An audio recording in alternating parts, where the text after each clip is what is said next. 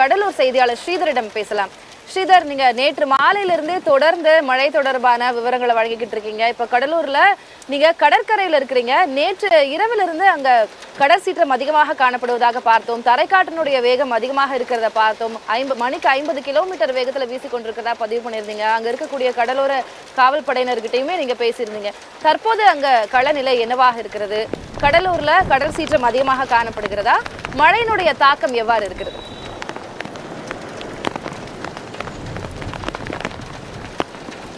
இந்த மையம் கொண்டுள்ள புயல் தாக்கம் தற்போது கடலூர் மாவட்டம் முழுவதும் தெரிகிறது. ஆனால் இந்த புயலால் ஒரு பெரிய ஆபத்து கடலூர் மாவட்டத்துக்கு இல்லை என்று சொல்லப்படுகிறது. காரணம், கடலூரை விட்டு வலதுபுறமாக இந்த புயல் சென்றுவிட்ட காரணத்தினால் கடலூர் மாவட்டத்திற்கு பெரிய அளவு காற்று மழையோ இருக்காது. ஆனால் கடல் சீற்றம் தொடர்ந்து இருக்கிறது. கடற்கரை ஒட்டியுள்ள பகுதிகளில் கடல் சீற்றம் கடுமையாக இருக்கும் காரணத்தால் தான் இந்த பகுதியில் நிற்பதற்கு கூட சற்று அச்சமாகத்தான் இருக்கிறது. அந்த அளவுக்கு இந்த அலையின் சீற்றம் அதிகமாக இருக்கிறது. காற்றின் வேகமும் வழக்கத்தை விட அதிகமாகத்தான் இருக்கிறது. 40 45 கிலோமீட்டர் வேகத்தில் காற்று வீசுகிறது. மழை நேற்றிலிருந்து தற்போது வரை இல்லை. ஆனால் சற்று முன் வரை கிட்டத்தட்ட ஒரு மணி நேரத்துக்கு முன்பாக மழை தொடங்கிவிட்டது. இதையெல்லாம் இந்த புயல் கரையை நெருங்கிவிட்டது என்ற அறிகுறியை சொல்லும் அளவுக்கு தான் இருக்கிறது. நாம் பிரத்யேகமாக பதிவு செய்யப்பட்ட இந்த கழுகு பார்வை காட்சி மூலியமாக பார்த்தாலே தெரியும். கடற்கரை ஒட்டியுள்ள பகுதிகளில் தொடர்ந்து இந்த அலை சீற்றம் அதிகமாக இருக்கும் காரணத்தினால் கடலூர் மாவட்டம் முழுவதும் இந்த கடற்கரை பகுதியில் யாருமே அனுமதிக்கப்படவில்லை. மாவட்டம் முழுவதும் இந்த கடற்கரை ஒட்டியுள்ள பகுதிகளில் காவல்துறை ஆங்காங்கே பணியமர்த்தப்பட்டு இந்த கடற்கரை ஒட்டி யாரும் வரக்கூடாது என்று, வேடிக்கை பார்க்க கூட வரக்கூடாது என்று தொடர்ந்து அறிவுறுத்தப்படுகிறார்கள். மாவட்டம் முழுவதும் இதே நிலைதான். குறிப்பாக நாம் நின்று கொண்டிருக்கும் பகுதி என்பது தேவனாம்பட்டினம் பகுதி. காலை தாழங்குடா மீனவ கிராமத்தில் நின்றோம். அங்கும் அப்படித்தான் இருந்தது. இந்த பகுதியும் அப்படித்தான் இருக்கிறது. குறிப்பாக கடலூர் மாவட்டத்திற்கு இந்த புயலினால் பெரிய பாதிப்பில்லை என்றாலும் இந்த புயலின் தாக்கம் கண்டிப்பாக கடலூர் மாவட்டத்திற்கு இருக்கும். குறிப்பாக ஒரு பெரும் மழை தரும் என்று எதிர்பார்க்கப்படுகிறது. ஆனால் பெரிய காற்று இருக்காது. கடற்கரை ஒட்டி பகுதி மட்டும் காற்றோட வேகம் இருக்கும்.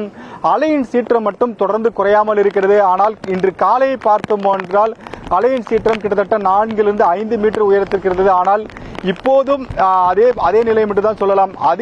அதிகரிக்கும் என்று கூறப்பட்ட வேளையில் அலையின் சீற்றம் காலையில் எந்த அளவுக்கு இருந்தோ அதே அளவுதான் இருக்கிறது. இன்னும் புயல் கரையை நெருங்க புயல் இந்த சமயத்தில் காற்றோட வேகமும் இந்த அலையோட சீற்றமும் இன்னும் அதிகரிக்கும். எனவேதான் இந்த பகுதி யாருக்கும், கடற்கரை பகுதியில் யாருக்குமே அனுமதி இல்லை என்று மாவட்ட நிர்வாகம் தெரிவிக்கிறார்கள். ஆனால் பொதுமக்களுக்கு ஒரு மகிழ்ச்சியான தகவல் என்னவென்றால், புயல் கடலூர் மாவட்டத்திலிருந்து வலதுபுறமாக சென்றுவிட்ட காரணத்தினால் கடலூர் மாவட்டத்திற்கு கடப்பதற்கான வாய்ப்பில்லை.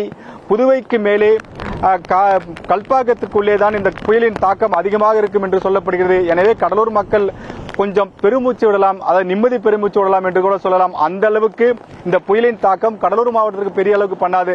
காரணம், தானே புயலிலிருந்து கடலூர் மாவட்டம் கடுமையாக பாதிக்கப்பட்ட போது அந்த தாக்கம் இதுவரை கூட பல விவசாயிகள் மத்தியில் இருக்கிறது. எனவே இந்த புயலினால் பெரிய ஆபத்து இல்லை என்றாலும் அந்த தாக்கம் மட்டும் கடலூர் மாவட்டத்துக்கு கட்டாயம் இருக்கும். அது மழையாகத்தான் இருக்கும் என்று எதிர்பார்க்கப்படுகிறது. அந்த மழை கடலூர் மாவட்டத்துக்கு நன்மை தரும் என்று எதிர்பார்க்கப்படுகிறது. குறிப்பாக இந்த ஏரிகள் எல்லாம் நிரம்பும் என்றும் விவசாயிகளுடைய எதிர்பார்ப்பாக உள்ளது. நிச்சயமாக ஸ்ரீதர், ஒவ்வொரு முறை பருவமழை காலம் அப்படின்னு வரும்போதும், ஒரு புயல் சைக்ளோன் அப்படின்னு வரும்போதும் கண்ணை மூடிட்டு சொல்லலாம் அதிகமாக பாதிக்கப்படக்கூடிய மாவட்டம் நிச்சயமாக கடலூர் மாவட்டமாக இருக்கும். மக்களுடைய இன்னல்கள் என்ன அப்படின்றத நம்ம தொடர்ந்து பல வருடங்களாக பார்த்து வருகிறோம். ஆனால் இந்த முறை புயலும் போது வடகடலோர மாவட்டங்கள் இப்போ அதிகமாக பாதிக்கப்படுவதாக தான் நமக்கு தற்போது வரை கிடைத்திருக்கக்கூடிய செய்தி இருக்கிறது. கடலூர் மக்களுக்கு இது ஒரு நற்செய்தி தான். நல்ல மழையாக இருக்கும், ஆனால் அது அவர்களுக்கு பாதிப்பு அளிக்காது அப்படின்னு தெரிவிச்சிருக்கிறீங்க. நன்றி உங்களுடைய கள விவரங்களுக்கு. எங்களுடைய செய்தியாளர்களுக்காகட்டும், களத்திலிருந்து பணியாற்றக்கூடிய அனைத்து செய்தியாளர்கள், ஊடகவியலாளர்கள் அனைவருக்கும் இந்த மழை காலத்துல முன்கள பணியாளர்களாக நீங்க செயல்படும் போது உங்களுடைய பாதுகாப்பை உறுதி செய்து கொள்ளுங்கள் அப்படின்றத மீண்டும் மீண்டும் ஒருமுறை அன்போடு வேண்டுகோளாக வலியுறுத்தி சொல்ல நான் கடமைப்பட்டிருக்கிறேன். தொடர்ந்து இன்று காலையிலிருந்து சென்னையில என்ன கள நிலவரம், ஒவ்வொரு பகுதியிலும் மழைநீர் தேங்கி இருக்கிறதா, சாலைகளில் என்ன சூழ்நிலை, சுரங்கப்பாதைகளில் என்ன சூழ்நிலை, விமான நிலையங்களில் என்ன சூழ்நிலை என்பது தொடர்பாக நமது செய்தியாளர்கள் களத்திலிருந்து விவரங்களை வழங்கிக்கிட்டு இருக்காங்க. இன்றும் நாளையும் இந்த மழையின் தாக்கம் ஓயும் வரை அதற்கு பிறகான தாக்கங்கள் என்ன என்பது குறித்தும் நாம் தொடர்ந்து பார்க்கவிருக்கிறோம்.